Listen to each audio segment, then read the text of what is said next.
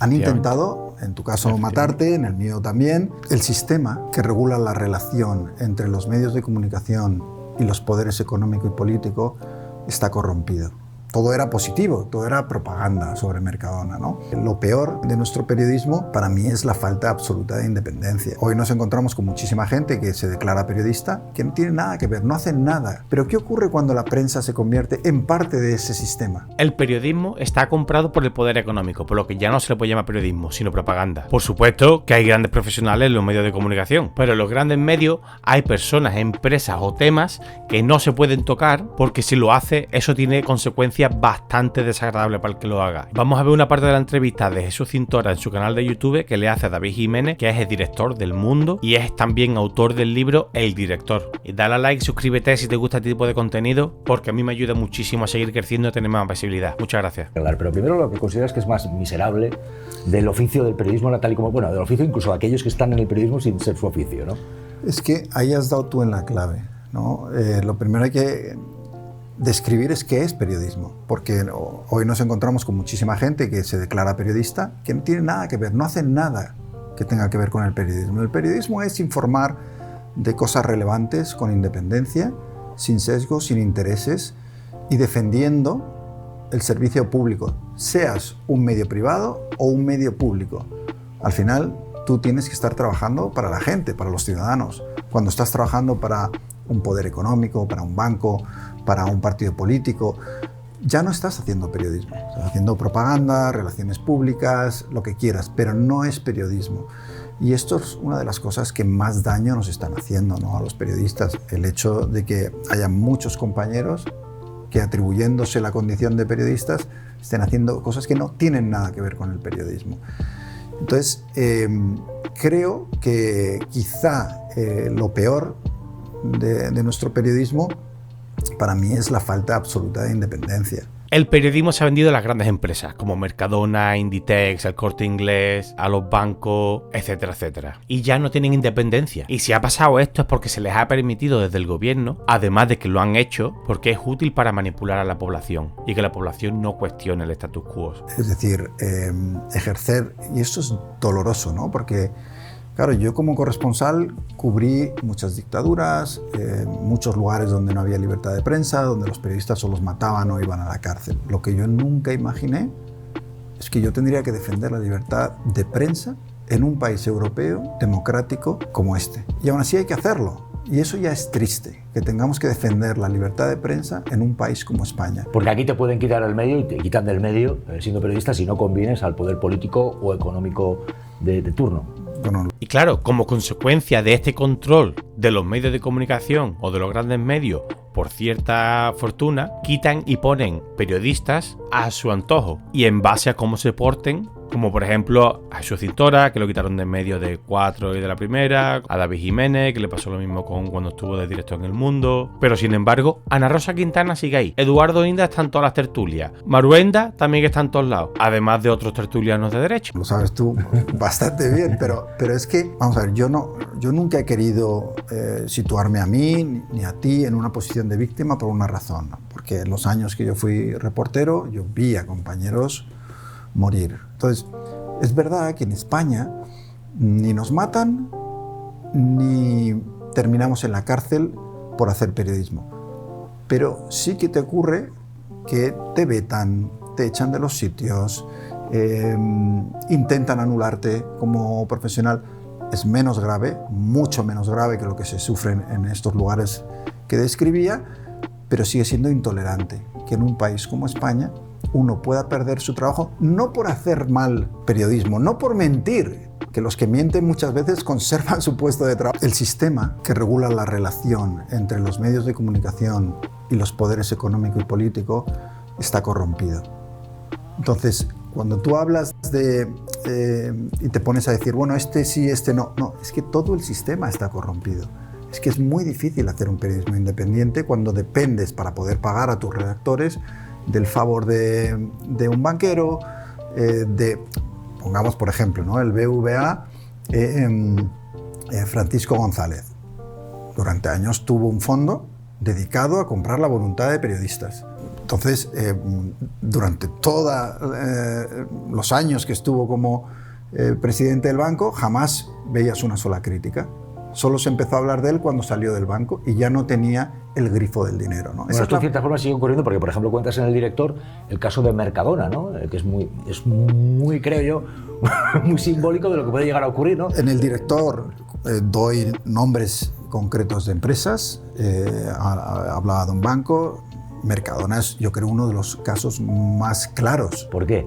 Por una razón muy curiosa, ¿no? Y que se cuenta con una anécdota en El Director, y es que nosotros publicamos una noticia negativa, ni recuerdo cuál, sobre Mercadona, y enseguida bajaron de la segunda planta, que era donde estaban los directivos, llevándose las manos a la cabeza como diciendo, ¿cómo es posible que se nos haya colado esta noticia? Digo, bueno, es verdad lo que estamos contando, ¿no?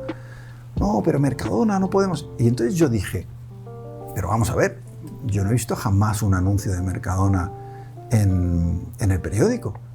Y ahí es donde me dicen, no ponen anuncios, pero nos dan un dinero en patrocinios por detrás. Y ahí es donde descubrí que no éramos únicos en eso, sino que prácticamente todos los grandes medios de este país estaban cobrando esos dineros en supuestos patrocinios de Mercadona. Con lo cual te comprabas una imagen impoluta, nunca había nada más, todo era positivo, todo era propaganda sobre Mercadona, ¿no? Desconozco si eso sigue siendo así, porque ya no estoy en los medios, ¿no? Precisamente por publicar ese tipo de noticias. Entonces, ¿tú qué crees que seguirá ocurriendo? Vamos. BBVA, Mercadona, Inditex, Florentino Pérez, ¿a que no vemos noticias de esa gente o con críticas en los medios de comunicación? ¿A que no están discutiendo sobre las cosas que hacen bien o mal?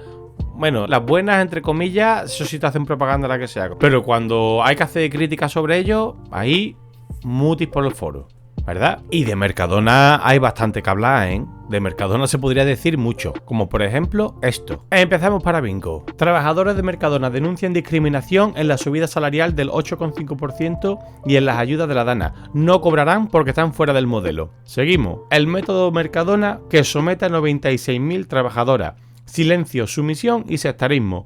CGT Andalucía convoca una jornada... Te voy a preguntar, incluso hablando de Mercadona, pues casos como por ejemplo el palco del Bernabéu, del que también hablas en el libro, pero no me olvido de la pregunta que te había hecho. En cierta forma, es decir, serías un poco por explicar a la gente, porque si por ejemplo nosotros tenemos en la cabeza nombres de empresas, de, pues yo qué sé, del duopolio, de los periódicos, etcétera, hay mucha gente que nos está viendo que no tiene eso controlado. Explicar un poco la estructura de medios de forma los más potentes, los que tienen, o gente incluso, porque tú hablas por ejemplo en el libro del príncipe de las tinieblas, Mauricio Casals, que es un tipo que tiene poder, hablas de lo que era el poder de Paolo Basile, por ejemplo. Esa gente, esos nombres que a lo mejor muchas personas nos están viendo y no tienen en la cabeza. En España se produjo una cosa disparatada, ¿no? Y es que se permitió una concentración brutal de el poder televisivo en este país en dos grandes empresas que eran Mediaset y A3 Media. Se le quitó la publicidad a Televisión Española, todo ese dinero fue a estas dos empresas que con eso han podido desarrollar sus negocios, dar a sus accionistas muchísimo dinero en dividendos y seguir creciendo. Y aquí tenemos otro ejemplo de la empresa privada y el gobierno, ya que el gobierno es el que legisla y lo hace en beneficio de esas empresas privadas y a la vez que empobrece al resto del Estado. Porque si hubiéramos tenido publicidad en Televisión Española, en la 2 o en Teledeporte durante todo este tiempo, el dinero que se hubiera podido llevar el Estado para poder reinvertir en el Estado, en carretera, en educación, en sanidad, en lo que sea, hubiese sido brutal. Pero en vez de eso, lo que se ha hecho ha sido darle todo el dinero a la empresa privada. ¡Anda, qué casualidad! ¿Cuál es el problema? El problema es que cuando tú concentras tanto poder mediático en muy pocos players, en muy pocos jugadores, pues la pluralidad es mucho menor, la capacidad de movilidad de los periodistas cuando están a disgusto en un sitio también es menor. O te echan. Te echan y no tienes dónde ir, porque además una cosa muy curiosa, ¿no? En ese mundo del poder mediático, y es que si tú has sido peligroso para un medio, ya los demás han tomado nota y dicen, uff, este no es dócil, este no... Y acabas pasándote, bueno, lo que te ha pasado a ti, o me sigue pasando a mí, por ejemplo, cuando saco un nuevo libro, ¿no? Y la chica de prensa de la editorial me dice, pero David, o sea, llamo a sitios donde los periodistas están entusiasmados, quieren hacerte entrevistas y tal, pero cuando llega arriba les dicen, no, David Jiménez no. ¿No? ¿Por qué? No, David Jiménez no, así de fuerte. Esa es la libertad de expresión que dice la derecha que hay en España o que defienden ellos, ¿no? Gente de izquierda o gente que no suelta la narrativa que ellos quieren, se les cancela. No se les deja salir en ningún sitio, ni televisiones, ni periódicos, ni nada. Mientras que a Eduardo Inda, ¿habéis visto que se le cancele? ¿Habéis visto que no puede ir a los sitios? Eduardo Inda va a todas las televisiones. Eduardo Inda va a todas las radios, a todos los programas. Además de llevarse millones de dinero público. Esa es la cancelación que hay. A la gente de izquierda no se le da ni agua. ¿Por qué? Básicamente porque es que la izquierda no tiene poder económico como para poder apoyar a los grandes medios. Mientras que la derecha y las grandes fortunas sí. Y lo que hacen es pagarle a esos medios para que vendan una narrativa que les beneficie para mantener sus privilegios. Es que es tan sencillo como eso. ¿Sabéis quién es el que ha cancelado o ha intentado cancelar? El PP y Vox. ¡Oh, no! ¡Sorpresa! Dijo nadie.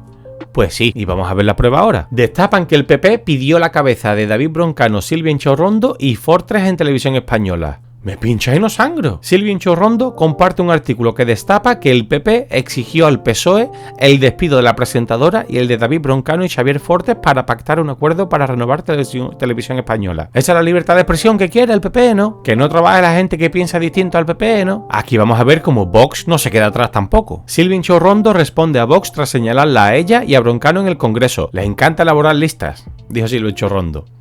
Pepa Millán, portavoz de Vox en el Congreso, atacó al gobierno aludiendo a la contratación de Broncano por Televisión Española y recurrió a sendas fotografías del cómico Silvia Inchorrondo, señalándolo, mostrándolo, poniéndolo bajo la lupa y después si alguien en la izquierda dice que algún periodista de derecha ha hecho algo malo, ¡oh no! Se ataca al periodismo, etc, etc. PP y Vox vetando a periodistas, vetando programas, porque no les gusta lo que dice o cómo lo dice. Eso es la libertad de expresión y esa es la libertad de prensa que quiere el PP y Vox. Pues simplemente porque un día no seguiste las instrucciones que te dieron, ¿no? Y eso es muy triste.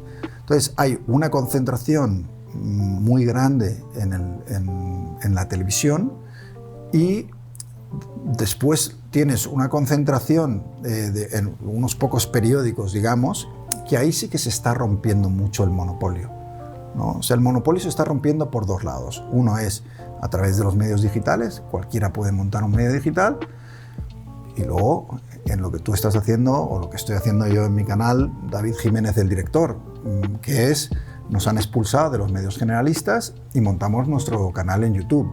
Y eso yo creo que es una pequeña salida, porque imagínate que no tuviéramos esta alternativa. Estaríamos completamente anulados como periodistas. ¿Qué es lo que han pretendido? Han intentado, en tu caso, matarte, en el mío también, no lo han conseguido y eso es buena noticia. Pero que lo han intentado, no te quepa ninguna duda. Y que todavía hoy, 6 años después de publicarse El Director, yo he publicado otros 3 libros después, y que no pueda dar entrevistas en muchos medios de este país, ¿no? Como me dice la de prensa, ¿no? Me dice, es que David, no te han perdonado. O sea, una vez que estás en la lista negra, estás para siempre.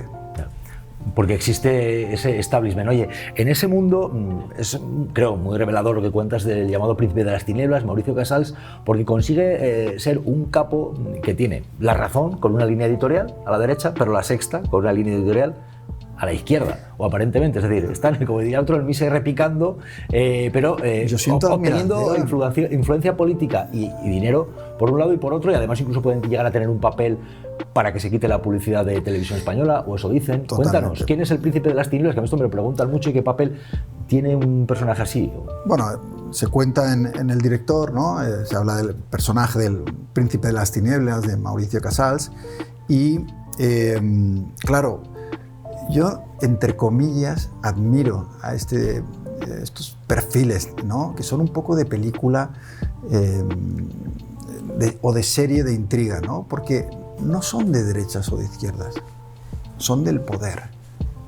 Es que el poder es de derechas, porque el poder básicamente quiere mantener ese privilegio y la izquierda lucha para que se redistribuya ese poder, porque el poder, no nos equivoquemos, el poder es dinero. Sin dinero en este país no tienes poder ninguno. El que habla de redistribución de la riqueza es de izquierda. el que habla de mantener el status quo que tenemos hoy en día es de derecha. Se saben mover hacia uno y otro lado, porque recordemos que ese duopolio que se crea en la televisión en España, con el patrocinio y con digamos, la intervención de Mauricio Casals, se hace con el gobierno de Zapatero, que es el que le quita la publicidad a la televisión española. Entonces, digamos que, por ser precisos, tú sabes, David, el duopolio existía, pero se refuerza la carta publicitaria que se llevan al quitarle la publicidad a la televisión española, cosa que ocurre con el gobierno de Zapatero. El duopolio existía, pero el hecho de que tú le quites la competencia económica al único canal de este país que tenía la posibilidad de competir con ellos, comercialmente digo, siendo una cadena pública que por supuesto recibe recursos del Estado.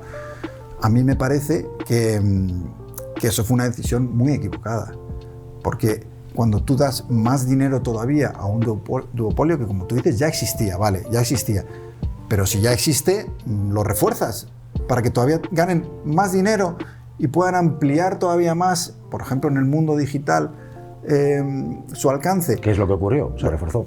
Se reforzaron, se hicieron más fuertes, cuando en realidad lo que necesitamos en España son muchos más medios diversos que pertenezcan a diferentes personas de distinto signo y, si puede ser, independientes, ¿no? Sí, es verdad que Mauricio Casals, desde el punto de vista es un hombre de derechas, claramente, lo que pasa es que es evidente, pero ha estado metido en casos de escándalos de corrupción, ha estado relacionado con unos y con otros, pero lo que te decía es gente que es capaz de tener, por un lado, un canal de una línea de derechas y por otro lado de izquierdas, te damos lo que quieras, pero nos llevamos el dinero. Pero la jugada es maestra, quiere decir...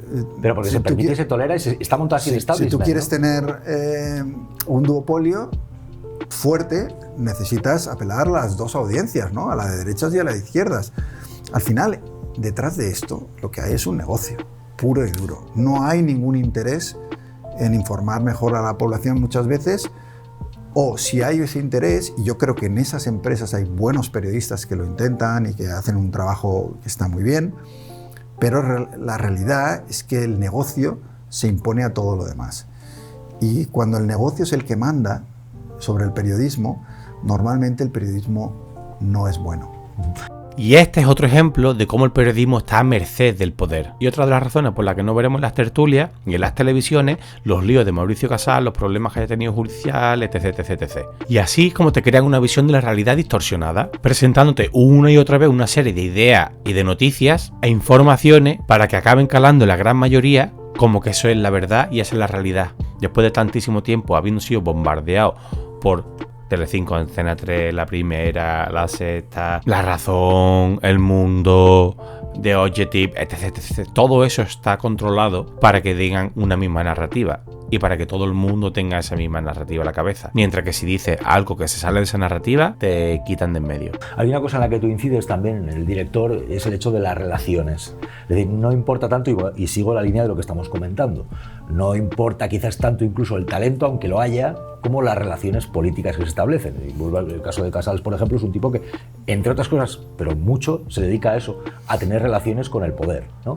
Pero, y luego hablaremos quizá más con más detenimiento sobre el palco del Bernabéu. El palco del Bernabéu hay políticos de derechas y de izquierdas. O aparentemente. Sí, hay jueces conservadores y progresistas. Porque se sigue considerando al PSOE de izquierda y de izquierda no tiene nada el PSOE. Nada, más que las apariencias y de vez en cuando. Hay periodistas de medios que son supuestamente de izquierdas y directores de medios que son de derechas. Porque lo que ahí hay, en ese nido del poder que es el palco del Bernabéu, al final es una interrelación entre los verdaderos poderes, que son tres, pero que en realidad es uno, ¿no? Y esto es una cosa que yo creo que queda muy clara cuando lees El Director. Por mucho que hablemos de que hay un poder mediático, un poder político y un poder económico, la realidad es que son el mismo. Y esto es así porque es que tienen los mismos intereses, el cual es enriquecerse lo máximo posible a toda costa, incluyendo el deterioro de la calidad de vida de la población, al igual que incluye manipular a la población para mantenerlos controlados y contentos mientras que nos saquean diariamente. Que cuando funcionan, por ejemplo, quieren eliminar a alguien, digo eliminar no físicamente, sino marginarlo, coordinan sin siquiera tener que hablar. Alguien que ataca a ese sistema de poder automáticamente recibe la respuesta del sistema y es una respuesta coordinada de esos tres poderes porque funcionan como uno mismo. Uno de los grandes problemas de la prensa en España es precisamente ese, el haber...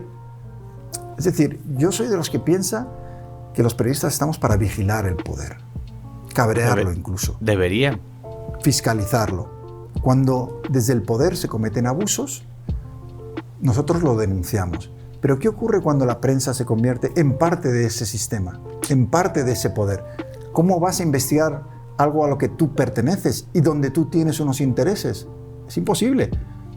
Y por eso, la única solución que yo veo al periodismo de este país es que salgamos otra vez del sistema para vigilar.